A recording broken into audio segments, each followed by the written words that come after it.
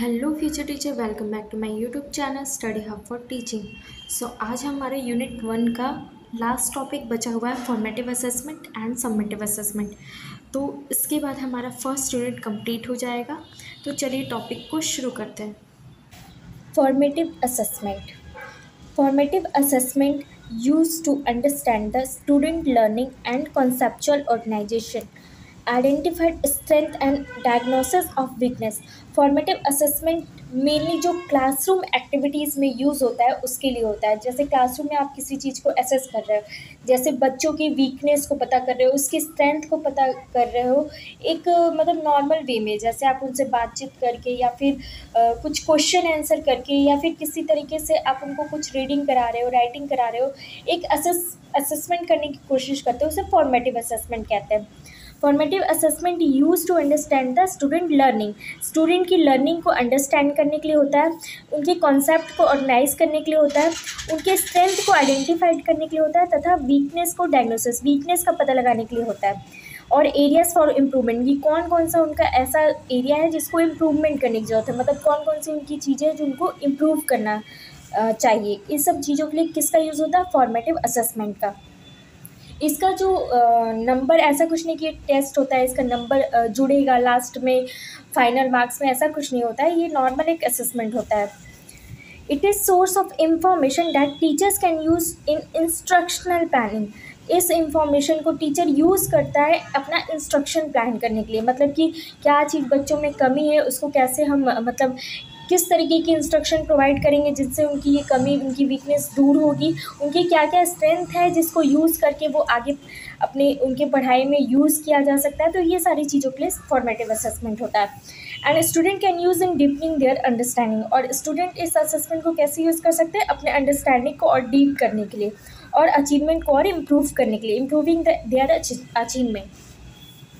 Formative assessment gather information from classroom tests, observation, oral questioning, classroom discussion, project portfolios, homework, performance assessment, group work with peer feedback, student self assessment and other sources. इन सारी चीज़ों से जो ये formative assessment है ये information gather करता है। जैसे क्लासरूम में छोटा मोटा टेस्ट हो गया, ऑब्जर्व करना, टीचर ऑब्जर्व करता है बच्चों को कि बच्चों को कितना आता है। ओरल क्वेश्चन, जैसे किसी भी टॉपिक को टीचर पढ़ा रहा है फिर उसमें से क्वेश्चन कर सकता है बच्चों से। क्लासरूम डिस्कशन, क्लासरूम में कोई एक जीडी मतलब कुछ डिस्कशन हुआ किसी टॉपिक को लेकर या फिर किसी क्वेश्चन को लेकर। पोर्टफोलियोज़ तैयार करना, प्रोजेक्ट पोर्टफोलियोज़, छोटा मोटा प्रोजेक्ट का पोर्टफोलियो तैयार करना। होमवर्क के थ्रू, होमवर्क देते हैं टीचर, जो स्टूडेंट करके लाते हैं तो पता चलता है कि वो कितना सीखे हैं। परफॉर्मेंस असेसमेंट, ग्रुप वर्क बच्चे करते हैं। पीयर से फीडबैक, मतलब एक दूसरे से फीडबैक लेना कि मैं कितना जानता हूँ, तुम कितना जानते हो। सेल्फ असेसमेंट, खुद को असेस करना, और अदर सोर्सेस। ये सारी चीज़ों से फॉर्मेटिव असेसमेंट इंफॉर्मेशन गैदर करता है, वो इंफॉर्मेशन टीचर आगे इम्प्रूवमेंट के लिए यूज़ करता है। Features of FA, student focused.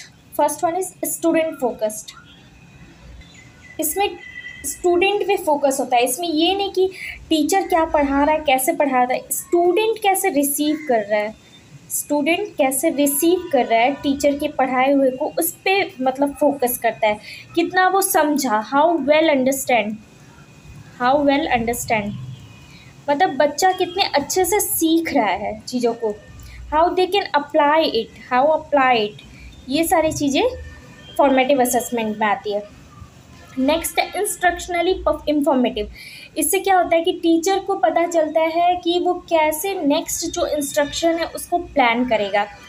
मतलब ये सारे असेसमेंट से टीचर को पता चलता है कि स्टूडेंट का जो वीक पॉइंट है वो क्या है, उसके हिसाब से नेक्स्ट वो इंस्ट्रक्शनल कैसे प्लान करेगा, नेक्स्ट उसको क्या टारगेट देगा, कैसा क्वेश्चन पुट ऑन करेगा उसके सामने जिससे उसकी उस चीज़ में एबिलिटी बढ़े। I hope you are understanding this topic. Third one is outcome based. Outcome based मतलब कि जो स्टूडेंट का गोल होता है उसको अचीव करने के बीच में जो भी टीचर उसकी स्ट्रेंथ होती है उसको बताता है और जो भी वीकनेस होती है उसको बताता है स्टूडेंट को, ताकि वो उसको इम्प्रूव कर सके। ये सारी चीज़ें क्यों होती है? क्योंकि जो उसका लास्ट में आउटकम हो वो अच्छा हो सके, तो मेनली आउटकम बेस्ड होता है।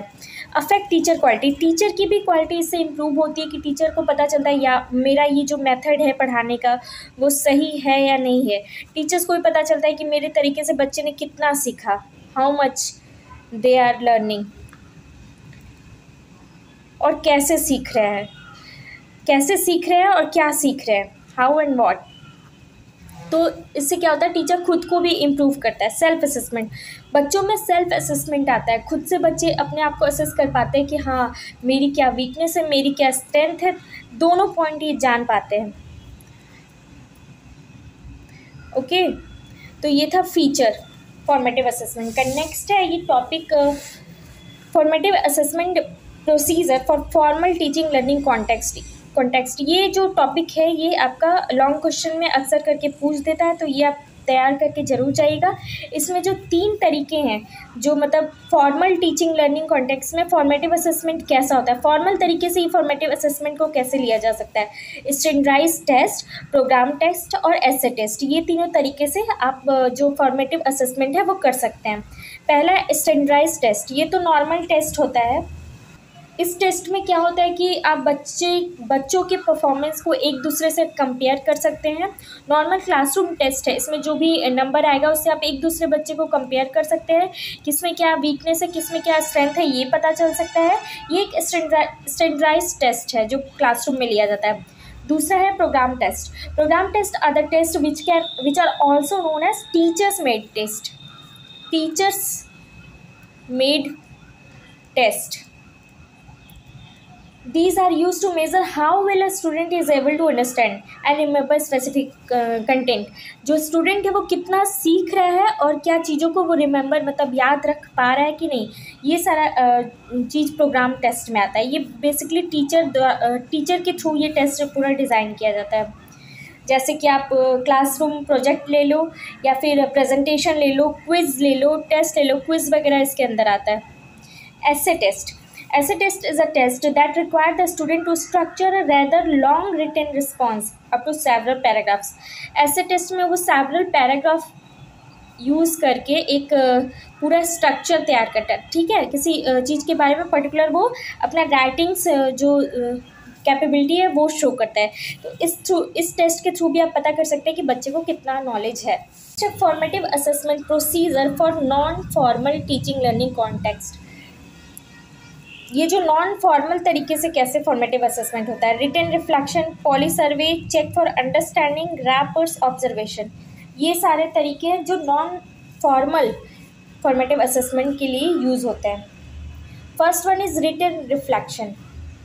यहाँ पे क्या होता है कि जैसे पता करते हैं कि what was the most important thing you learn today. इससे पता चलता है कि स्टूडेंट टुडे मतलब आज बच्चे ने क्या सीखा। What was the most confusing topic today? Most confusing topic today, सबसे confusing topic आज का क्या रहा। Which important question remain unanswered, और जो मतलब कुछ नॉर्मल आप बच्चों से क्वेश्चन पूछते हो उसमें जैसे कि पहला क्वेश्चन आता है कि आज तुमने क्या सीखा, आज का जो सबसे कंफ्यूजिंग टॉपिक था वो क्या था, और जो ऐसा कौन सा क्वेश्चन था जिसका तुमने आंसर नहीं दिया। तो ये सारे क्वेश्चन से पता चलता है कि बच्चों की अंडरस्टैंडिंग कितनी है। Polls and surveys, data on student opinion, attitude, behaviour और confidence and understanding can be gather either during class, example with a classroom response system, or outside the class. This can illustrate student engagement with the material as well as prior knowledge, misconception and comprehension। इन सब के through आप पता कर सकते हैं। Checks for understanding, बच्चे कितना समझ रहे हैं, ठीक है, उनकी अंडरस्टैंडिंग कितनी हो रही है, इसको चेक करना। रैपर्स मतलब सेल्फ असेसमेंट, बच्चे खुद को असेस कर पाते हैं कि वो कितना समझ रहे हैं। ऑब्जर्वेशन, यहाँ पे ये ऑब्जर्व किया जाता है कि बच्चे ने कितना सीखा, कैसे सीख रहे हैं, उनका तरीका क्या है सीखने का, किस तरीके से इंफॉर्मेशन वो ले रहे हैं खुद के अंदर, ये सारी चीज़ें आती है। Benefits of formative assessment, First one is flexibility. One is promoting high performance, raising level of student achievement. Student के achievement का level बढ़ाता है. Building student skills for learning to learn. सीखने के लिए सीख रहा है, ये नहीं कि बस टाइम पास कर रहा है, बच्चा सीखने के लिए कुछ सीख रहा है. Improvement in quality of teaching. Teacher की जो क्वालिटी है वो इम्प्रूव होती है. Strong relationship with student and parents और स्टूडेंट दोनों के साथ स्ट्रॉन्ग रिलेशनशिप बनता है. Better work product from student.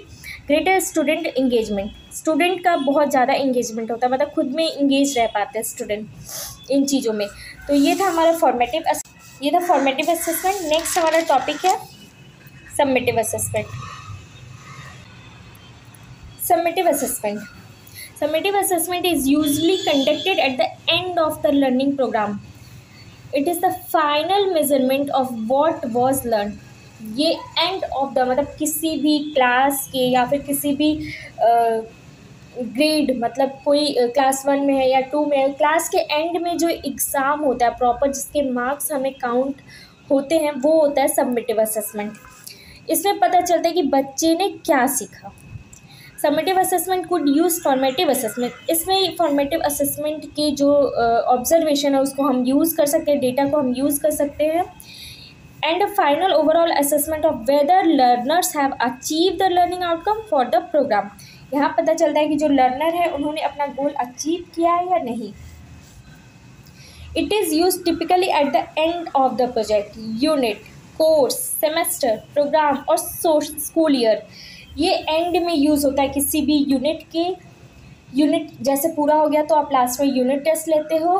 Course complete हो गया तो लास्ट में उसका एग्ज़ाम होता है. सेमेस्टर हो गया या फिर स्कूल का जो ईयर होता है वो ख़त्म होने पे लास्ट में जो एग्ज़ाम होता है उसके लिए समेटिव असेसमेंट यूज़ करते हैं.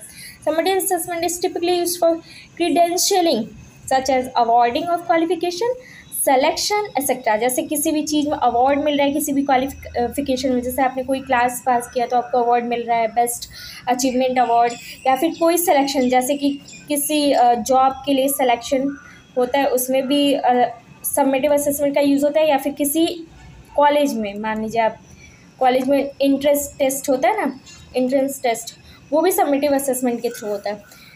Example of summative assessment: mid terms exams और end of the course, final project, presentation और रिपोर्ट. ये सारे इसके एग्जाम्पल है. नेक्स्ट है feature. Summative assessment weigh on both teacher and student. ये दोनों पे वेटेज इसका होता है, टीचर पे भी और स्टूडेंट पे भी. Placement of summative assessment. Placement मतलब कहाँ पे हमें समेटिव असेसमेंट लेना है, ये वो करना पड़ता है, प्लेस करना पड़ता है. जैसे कि एक यूनिट खत्म हुआ तो लास्ट में आप यूनिट टेस्ट ले सकते हैं. सेमेस्टर में सेमेस्टर एंड टेस्ट होता है, मिड सेमेस्टर टेस्ट होता है. ये सारी चीज़ों में कॉम्प्रिहेंसिव ओवरऑल बच्चे का प्रोग्रेस बताता है. रिजिड इन नेचर, ये आपका मतलब फिक्स होता है, ये चेंज नहीं हो सकता. नॉट चेंज मतलब जैसे आप फाइनल मार्क्स आ गया आपका किसी क्लास का तो उसे तो चेंज नहीं किया जा सकता, वो फिक्स होता है. उसके बाद ऐसा नहीं कि हम इम्प्रूवमेंट कुछ किए और दोबारा से टेस्ट ले, नहीं, वो फाइनल हमारा रिजल्ट होता है. उसके बाद आप नेक्स्ट क्लास में या तो जाओगे, पास होगे, या तो फेल होगे. बट फॉर्मेटिव असेसमेंट में क्या है कि आप क्लासरूम में उसके वीकनेस को पता करके उसको और इम्प्रूव किया जा सकता है. यहाँ पे ऐसा कुछ नहीं है.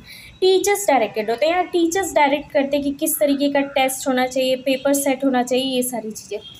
तो ये था हमारा समेटिव असेसमेंट. अब यहाँ पे summative assessment procedure for formal teaching learning context. Formal teaching learning में कौन कौन से होते हैं? यूनिट रिटन टेस्ट होते हैं, end of the unit test और प्रोजेक्ट होता है, कोर्स ग्रेड, कोर्स का जो ग्रेड डिसाइड होता है, स्टैंडर्डाइज असेसमेंट होते हैं, परफॉर्मेंस असेसमेंट होता है, और एग्ज़ाम्स जो पेपर पेंसिल एग्ज़ाम्स होते हैं, पेपर पेन. फिर लास्ट में है पेपर्स, प्रोजेक्ट एंड प्रेजेंटेशन. ये सारा जो आपका है फॉर्मल है way of summative assessment. Okay, अब लास्ट है आपका जो इनफॉर्मल वे है, portfolios, observation, peer review, reflective journal. Benefits क्या हैं समेटिव असेसमेंट के? क्रिएशन प्रॉपर लर्निंग इन्वायरमेंट, एक प्रॉपर जो लर्निंग इन्वायरमेंट है वो क्रिएट होता है. कॉन्फिडेंस बूस्टर, बच्चों का कॉन्फिडेंस बूस्ट करता है. Helping in identify weaker areas, weaker areas पता चलता है. Evaluate rather than diagnostic. यहाँ पे डायग्नोस्टिक नहीं होता, यहाँ मेन इवैल्यूएट होता है आपका परफॉर्मेंस। डायग्नोस्टिक तो आप जैसे कि फॉर्मेटिव असेसमेंट में कर सकते हैं, फिर रेमेडी प्रोवाइड कर सकते हैं, बट यहाँ पे आपका फाइनल रिजल्ट पता चलता है। Helpful in determining degree of learning, कितना लर्निंग आपका हुआ है वो आइडेंटिफाई करता है यहाँ लास्ट में। तो ये था हमारा फॉर्मेटिव एंड समेटिव असेसमेंट। आज हमारा यूनिट फर्स्ट कंप्लीट होता है। नेक्स्ट हम यूनिट सेकंड स्टार्ट करने वाले हैं, और आई होप कि 25 तारीख को MGKVP का एग्ज़ाम है, तो आई होप कि उससे पहले मैं चारों यूनिट ख़त्म कर सकूँ। Thank you so much guys, thank you for watching, keep watching.